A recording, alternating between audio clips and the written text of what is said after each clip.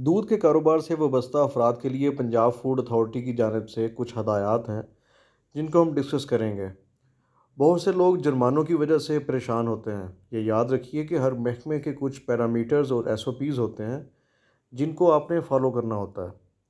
दूध के कुछ स्पेसिफिक स्टैंडर्ड्स जैसा कि फ़ैट कितनी होनी चाहिए, एलआर कितनी होनी चाहिए, इनको भी हम डिस्कस करेंगे। इससे पहले मिल्क शॉप को आपने पंजाब फूड अथॉरिटी की हदायत के मुताबिक किस तरह मैनेज करना है, वो हम आपसे डिस्कस करेंगे। नंबर वन चीज़ जी, मिल्क शॉप का पंजाब फूड अथॉरिटी से लाइसेंस शुदा होना ज़रूरी है। सबसे पहली ज़रूरी चीज़ ये है कि आपने अपनी शॉप का लाइसेंस लेना है, और जो लाइसेंस लेने का तरीक़ेकार है वो हम अलग वीडियो में बता चुके हैं, वो आप अलग से देख सकते हैं। दूसरी चीज़ दूसरी चीज़ ये कि आपकी दुकान पे साफ़ पानी की सहूलत मैसर हो। वहाँ पे जो है वो ठहरा हुआ पानी ना हो, एक बाल्टियों में रखा हुआ या पहले से मौजूद पानी जो है वो आपने यूज़ नहीं करना। आपने साफ़ पानी जो है वो इस्तेमाल करना। तीसरी चीज़, दूध को आपने 4 डिग्री सेंटीग्रेड से कम दर्जा हरारत पर रखना है। दूध के लिए इस्तेमाल होने वाले बर्तन फूड ग्रेड मटेरियल और स्टेनलेस स्टील से बने हुए हों। ऐसा ना हो कि जो हल्की प्लास्टिक के बर्तन आम तौर पर लोग यूज़ कर लेते हैं, जिन पे मैल कुचैल जम जाती है, उस तरह के बर्तन आपने यूज़ नहीं करने। पहले आने वाला दूध पहले आपने फ़रोख्त करना है।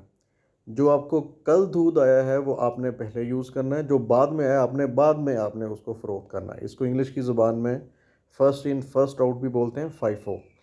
यानी कि आपके पास जो पहले चीज़ आई है वो आप पहले उसको निकालेंगे ताकि वो ख़राब ना हो, जो बाद में चीज़ आई है उसको बाद में निकालेंगे। फूड अथॉरिटी की तरफ से ये चीज़ बड़ी ज़रूरी है कि आप किसी किस्म का कारोबार करते हैं, आप जो सी भी चीज़ लेते हैं, जो सा आपका रॉ मटेरियल है या जो भी आपका सोर्स है, उसका रिकॉर्ड आपके पास होना चाहिए। आपके दूध का जो भी सप्लायर है उसका रिकॉर्ड रोज़ाना की बुनियाद पर आपके रजिस्टर पर दर्ज हो, और रजिस्टर मौका पे मौजूद हो। जब भी महकमा चेक करना चाहे वो रजिस्टर आपके पास होना चाहिए, और उस पे सप्लायर का नाम, फ़ोन नंबर, उसका शनाख्ती कार्ड नंबर, और अगर वो गाड़ी वगैरह पे लेके आ रहा है तो उस गाड़ी की डिटेल जो है वो आपके रजिस्टर पे होनी चाहिए। नीले ड्रम्स का इस्तेमाल जो है वो मना है। बड़ी देर से फूड अथॉरिटी ने इन नीले ड्रम्स पे किसी किस्म का फूड मटीरियल रखने से मना किया हुआ है। आप वाइट कलर के ड्रम्स यूज़ कर सकते हैं। कैंस या ड्रम्स जो हैं वो आप वाइट कलर्स के यूज़ कर सकते हैं, वाइट प्लास्टिक के। आप नीले ड्रम्स, क्योंकि ये बेसिकली इसमें केमिकल आता है इंडस्ट्रीज़ के लिए, और बाद में ये रीयूज़ के लिए दे दिए जाते हैं, तो इस वजह से उसके मुज़र असरात बाद में भी सामने आते हैं। इस वजह से नीले ड्रम्स जो हैं वो बंद हैं। अब मुलाज़मीन के लिए कुछ हदायत हैं, वो हम डिस्कस करते हैं। जो भी आपके मुलाज़मीन हैं या आप ख़ुद काम करते हैं तो आपने साफ़ सुथरे कपड़े पहनने हैं जी, और नाखून कटे हुए होने चाहिए, और आपका हेड जो है वो कवर होना चाहिए। आप हों या आपके मुलाज़मीन हों, वो साफ़ सुथरे होने के साथ साथ उनको हिफ़्ज़ाने सेहत के असूलों से वाक़फ़ियत होनी चाहिए। एक बड़ी अहम चीज़, आपकी दुकान पे जितने भी मुलाज़मीन हैं उनके मेडिकल क्लीयरेंस सर्टिफिकेट होने चाहिए।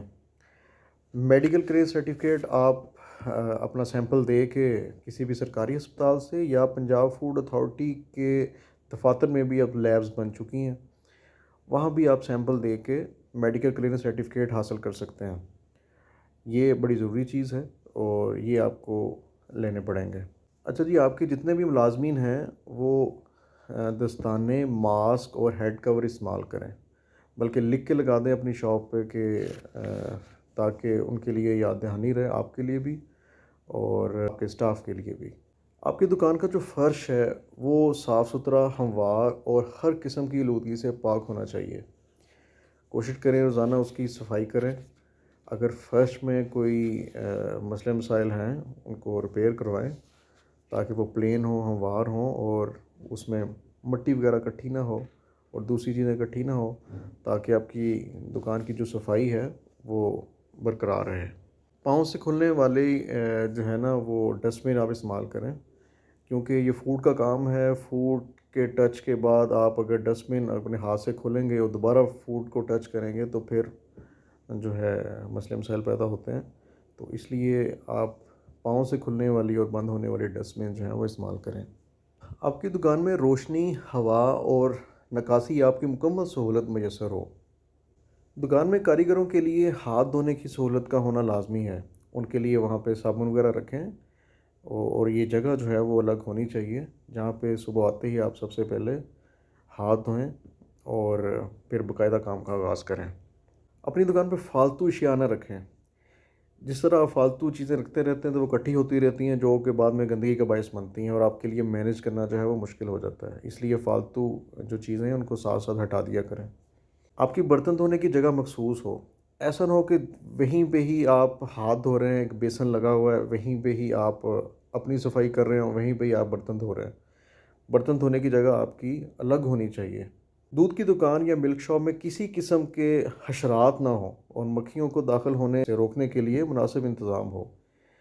उसके लिए आप जाली, इंसेक्ट किलर्स और ट्रैप वगैरह लगा सकते हैं।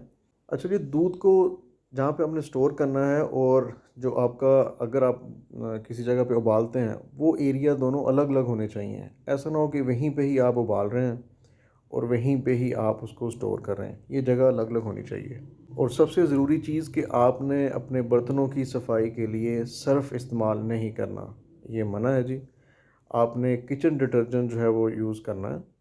जो बर्तन धोने के लिए साबुन हो, डिटर्जेंट हो या कोई भी लिक्विड वॉश, जो भी वटेवर आप इस्तेमाल करना चाहें वो कर सकते हैं, लेकिन आप सर्फ़ इस्तेमाल नहीं कर सकते।